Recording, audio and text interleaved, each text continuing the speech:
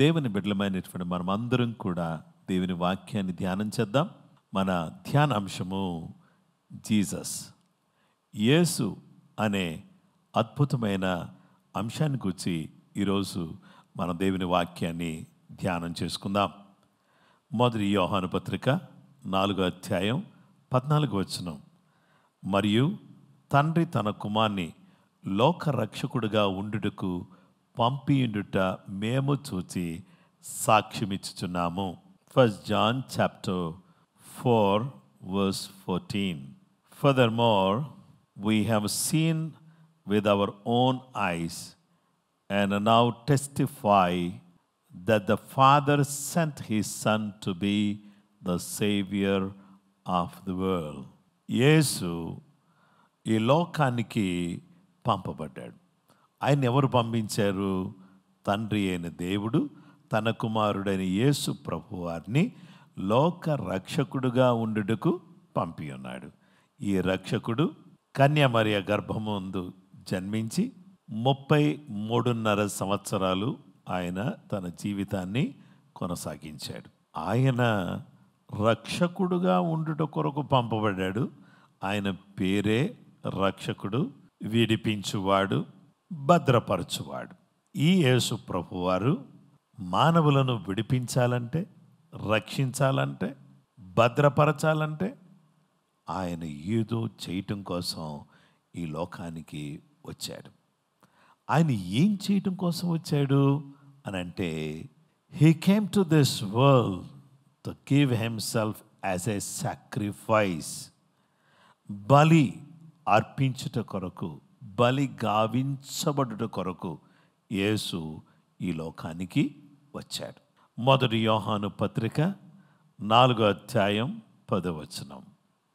మనము దేవుని ప్రేమించితిమని కాదు, తానే మనలను ప్రేమించి మన పాపములకు ప్రాయశ్చిత్తమయుండుటకు తన కుమార్ని పంపెను.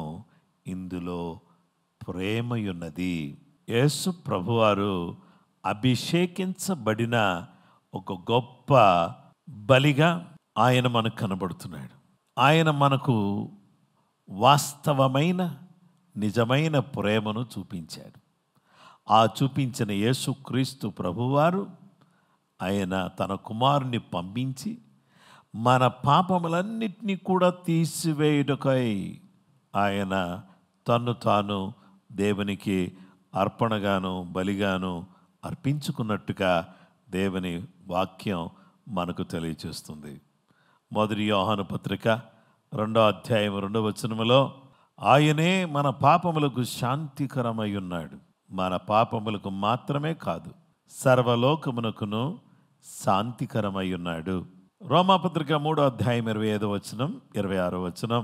పూర్వము చేయబడిన పాపములను దేవుడు తన ఓరిమి వలన ఉపేక్షించినందున ఆయన తన నీతిని కనుపరచవలెనని క్రీస్తు యేసు రక్తమనందల విశ్వాసము ద్వారా ఆయనను కరుణాధారముగా బయలుపరచెను. దేవుడిప్పటి కాలమందు తన నీతిని కనపరచ నిమిత్తము తాను నీతిమంతుడును యేసునందు విశ్వాసము గల వారిని నీతిమంతులుగా తీర్చువాడునయుండుటకు ఆయన అలాగు చేసెను. మనలను నీతిమంతులుగా చేయుట కొరకై, అనీతిమంతులమైన మనల్ని నీతిమంతులుగా మార్చుట కొరకై యేసుక్రీస్తు ప్రభువారు మన కొరకు కరుణాధారముగా బయలుపరచబడి ఆయన యందలి విశ్వాసం మూలముగా మనం నీతిమంతులుగా తీర్చబడాలని ఆయన ఓరిమి వలన తన నీతిని కనపరచవలెనని ఆయన యందలి విశ్వాసం ద్వారా మనందరినీ నీతిమంతులుగా చేశాడు. దేవుడు తన ప్రేమను వెల్లడి చేస్తున్నాడు.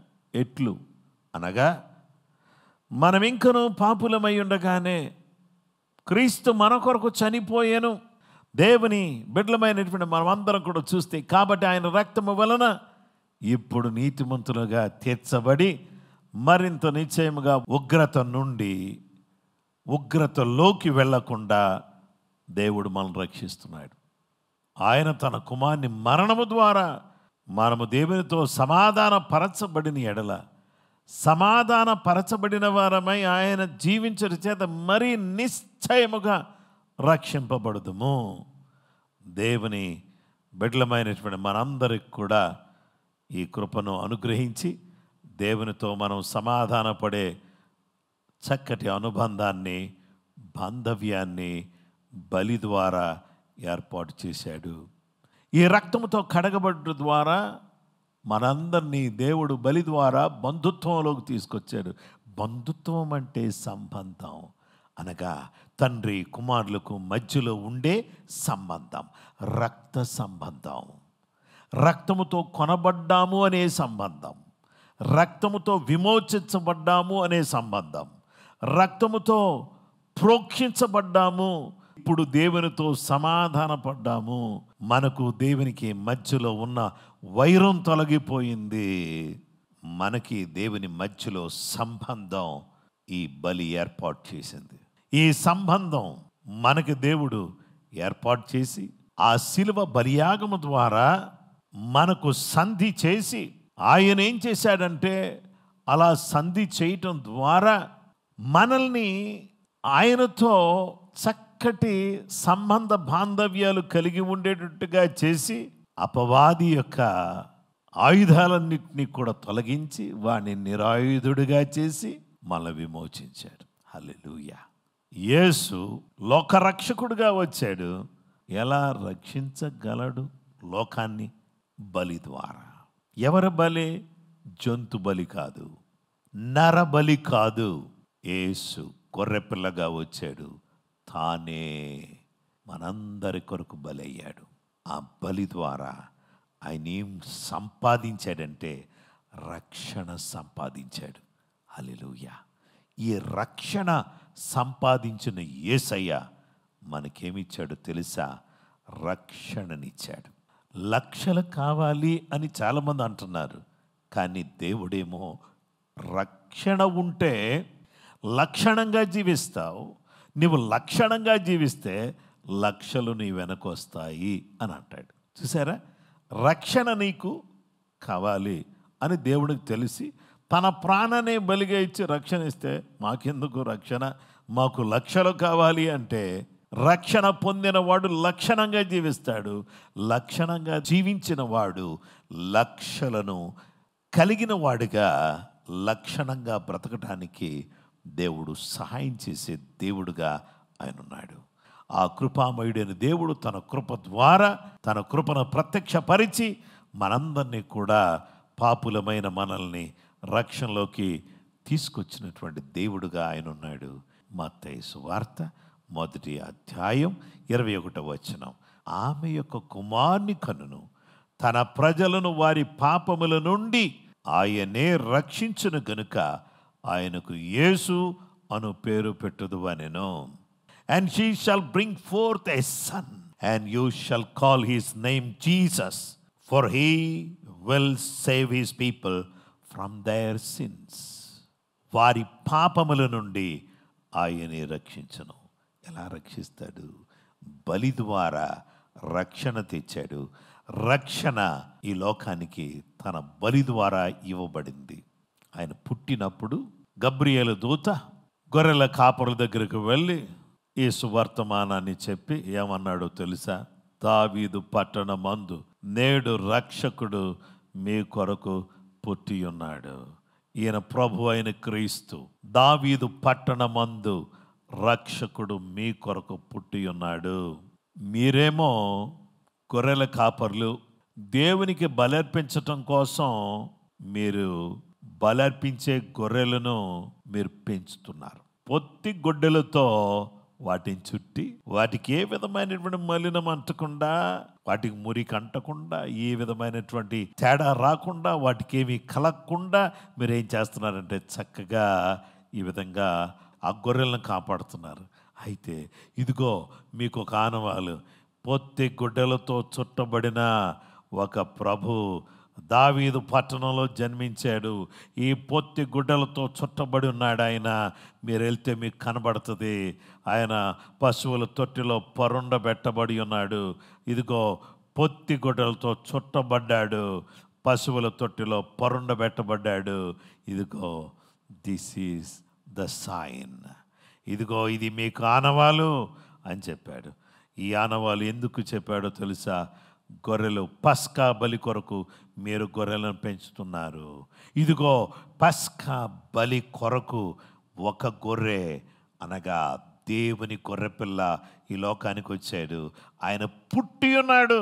దావీదు పట్టణమందు రక్షకుడు మీ కొరకు పుట్టి ఉన్నాడు. ఈయన ప్రభు అయిన క్రీస్తు. బెత్లెహేములో, ఎఫ్రాతా అనే ప్రాంతములో, అది స్వల్ప గ్రామమైన ఇశ్రాయేలీయులను ఏలబోయేవాడు బెత్లెహేము నుండి వస్తాడని పురాతన కాలం నుండి శాశ్వత కాలం వరకు అది ప్రత్యక్షం అవుతూనే ఉంది. క్రీస్తు దావీదు సంతానములో పుట్టి దావీదు ఉండిన బెత్లెహేము గ్రామములో నుండి వచ్చునని లేఖనము చెప్పుట లేదా అనిరి. యోహాను సువార్త 7:42 ఈ మాట ఉంది. క్రీస్తు దావీదు సంతానములో పుట్టి దావీదు ఉండిన బెత్లెహేము అను గ్రామములో నుండి వచ్చునని లేఖనము చెప్పుట లేదా అనిరి. లేఖనం ఏం చెప్తుంది? దైవ గ్రంథం ఏం చెప్తుంది? యేసు క్రీస్తు ప్రభువారు ఆయన బెత్లెహేములో దావీదు ఊరిలో యేసయ్య జన్మించాడు. బెత్లెహేములో దావీదు సంతానములో నుండి, దావీదు ఉండిన బెత్లెహేములో నుండి వస్తాడు అని లేఖనాలు చెబుతున్నాయి. ఈ లేఖనాలు చెప్తున్నటువంటి ఈ మాటను మీరు చూస్తే మనకు కనబడే అద్భుతమైనటువంటి విషయం ఏంటంటే, నా ప్రియమైనటువంటి స్నేహితులారా, ఆయన ఎందుకు ఈ లోకానికి వచ్చాడు అంటే, లూకా సువార్త 19:10 నశించిన దానిని వెదకి రక్షించుటకు మనుష్య కుమారుడు వచ్చనని అతనితో చెప్పెను.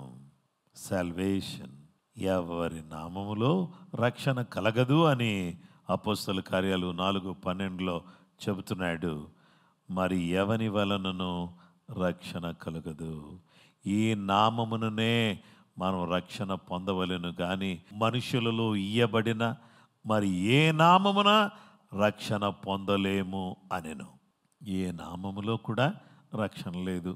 యేసు నామములోనే రక్షణ, యేసులోనే రక్షణ, యేసునందే రక్షణ. ఎవరికి రక్షణ? పాపులకు రక్షణ.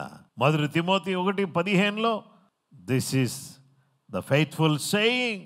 1 Timothy chapter 1:15 this is a faithful saying and worthy of all acceptance that Christ Jesus came into the world to save sinners of whom I am chief. పాపులను రక్షించుటకు క్రీస్తు యేసు ఈ లోకమునకు వచ్చనను వాక్యము నమ్మదగినది, పూర్ణాంగీకారమునకు యోగ్యమైనదియు నయ్యున్నది.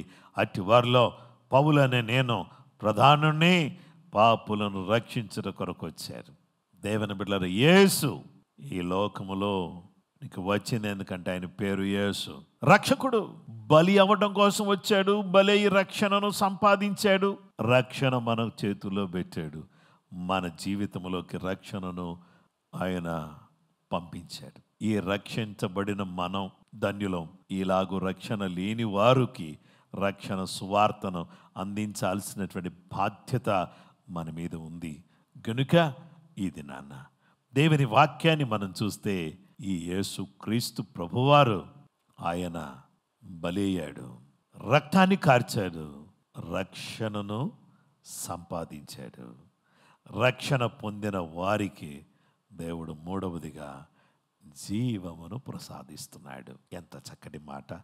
1 యోహాను 4:9 మనం ఆయన ద్వారా జీవించినట్లు దేవుడు తన అద్వితీయ కుమారుని లోకములోనికి పంపెను. దీని వలన దేవుడు మన యందుంచిన ప్రేమ ప్రత్యక్షపరచబడెను. మనం ఆయన ద్వారా జీవించాలని దేవుడు ఆయన కుమారుడైన యేసుక్రీస్తు ప్రభువాన్ని ఈ లోకానికి పంపించాడు. దీనివల్ల దేవుడు మన యందుంచిన ప్రేమ ప్రత్యక్షమవుతుంది. దేవుని ప్రేమ ప్రత్యక్షమైంది. ఆయన ద్వారా జీవం బయటికి వచ్చింది. ప్రేమ బలి అయ్యేటట్టు చేసింది. అదే ప్రేమ కృపగా మారి కృప ద్వారా మనకు రక్షణగా మారింది. అదే ప్రేమలో నుండి వచ్చిన కృప, ఆ కృప ద్వారా మనకు జీవం, లైఫ్.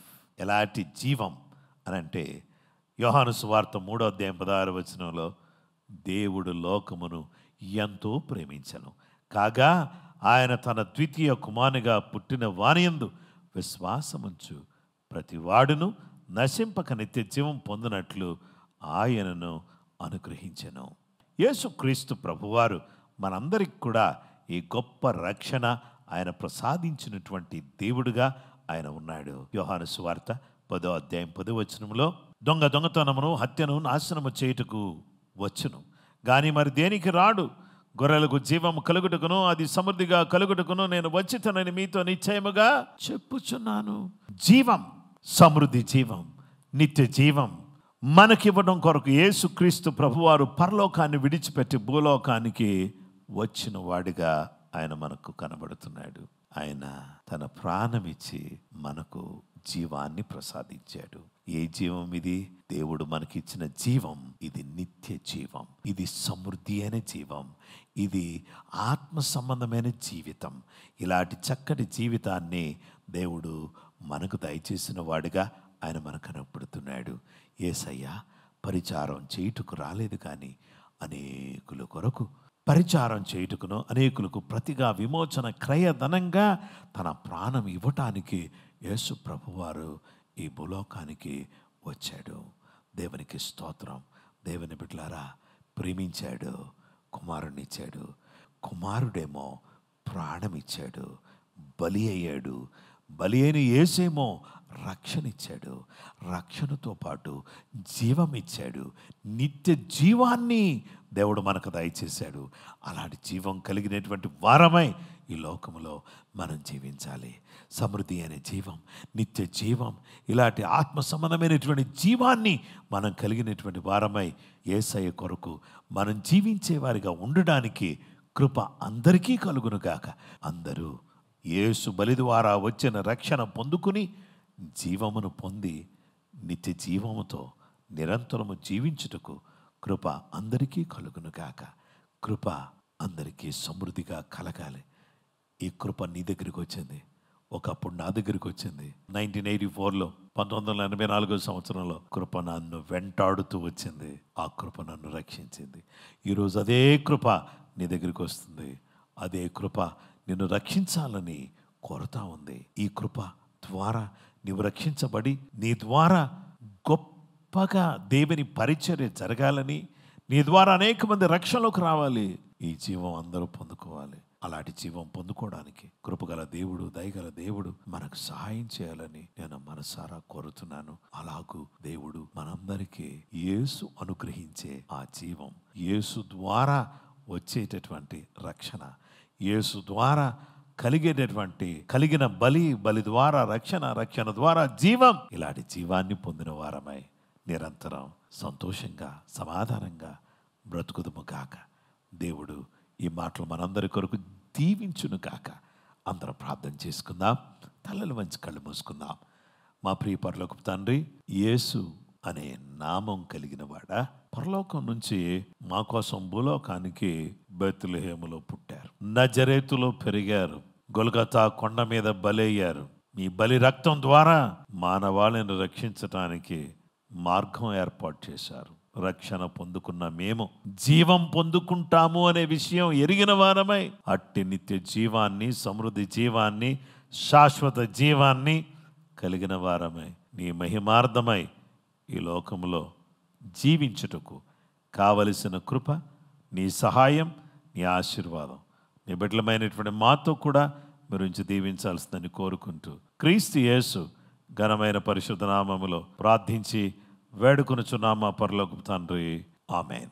మన పరమ తండ్రి అయిన దేవుని ప్రేమ, కుమారుడైన యేసు క్రీస్తు ప్రభువారి యొక్క కృప, పరిశుద్ధాత్మ దేవుని నిత్య సన్నిధి సహవాసం చేరువన మనకును సకల లోకములో ఉన్న పరిశుద్ధులకు సదా తోడై నడిపించును గాక.